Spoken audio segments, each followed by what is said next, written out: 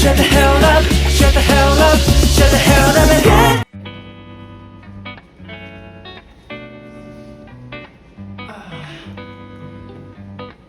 Assalamualaikum warahmatullahi wabarakatuh. Kembali lagi bersama saya Dimas Prayoga dari Universitas Sabah Asia KM 301. Untuk kelengkapan UAS kali ini saya akan sedikit membuat video tentang public speaking serta aspek apa saja yang perlu kita ketahui tentang public speaking itu sendiri. Sebelumnya, apa sih public speaking itu? Salah satu nikmat dan karunia yang diberikan Tuhan kepada umatnya adalah kemampuan berbicara, sehingga kita dapat mengungkapkan isi hati kita dengan mengeluarkan suara dari mulut kita. Manusia pun adalah makhluk sosial yang pastinya setiap hari berinteraksi. Nah, lalu apa saja sih poin-poin penting atau aspek penting yang kita harus lakukan saat melakukan public speaking kepada halayak umum?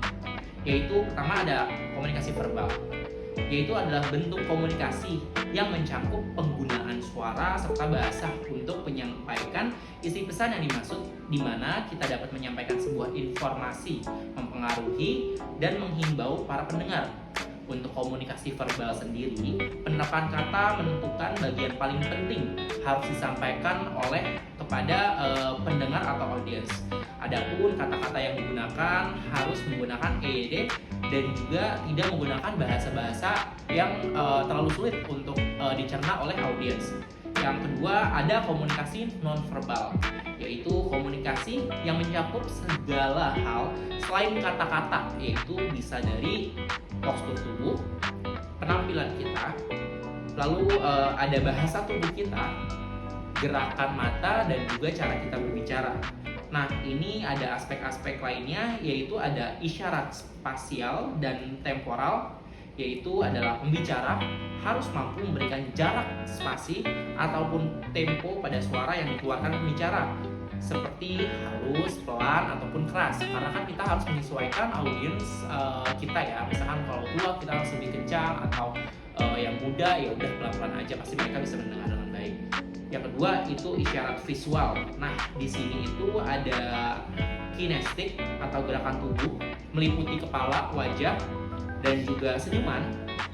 Lalu kedua ada ekspresi wajah, kontak mata.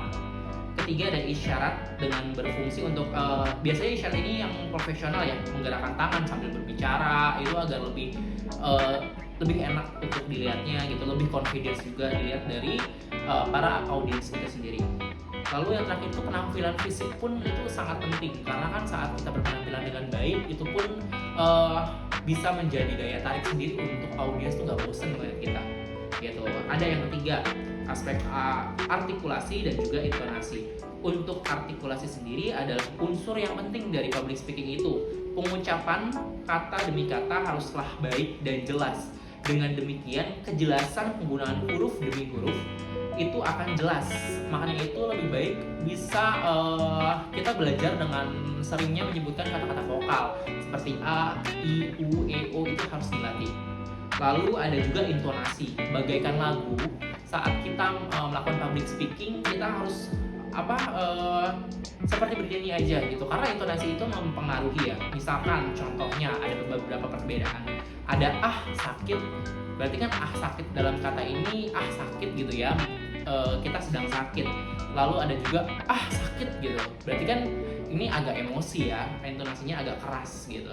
Nah, ini ada juga keempat, aspek mengenal audiens. Aspek mengenal audiens ini kita harus mengenal audiens kita itu siapa. Misalkan kita itu sedang public speaking bersama orang-orang yang lebih tua, kita harus menggunakan kata-kata yang kata-kata baku, lalu intonasinya lebih dikeraskan dan penggunaan katanya harus jelas agar apa yang kita sampaikan dapat dicerna dengan baik oleh para audiens. Habis itu ada juga misalkan yang sebaliknya ya, misalkan milenial ya, penggunaan bahasanya bisa lebih formal aja agar mereka juga nggak bosan dengan kita gitu. Nah, yang terakhir nih aspek lainnya itu bisa juga sih, kalau biasanya kalau saya itu pernafasan ya, dimana kita kan berbicara itu udara keluar bersamaan suara ya.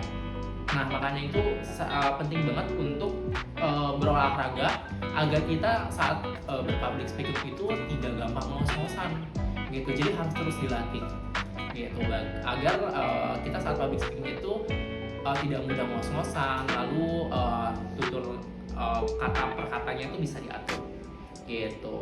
Lalu yang penting dan the one and only yang terakhir itu adalah mental. Dalam berbicara di depan publik itu memang perlu kesiapan mental. Kadang-kadang kan kita bisa nih terjadi freezing di atas panggung ataupun tiba-tiba diam karena blank, kita tuh lupa akan materi yang akan kita bicarakan.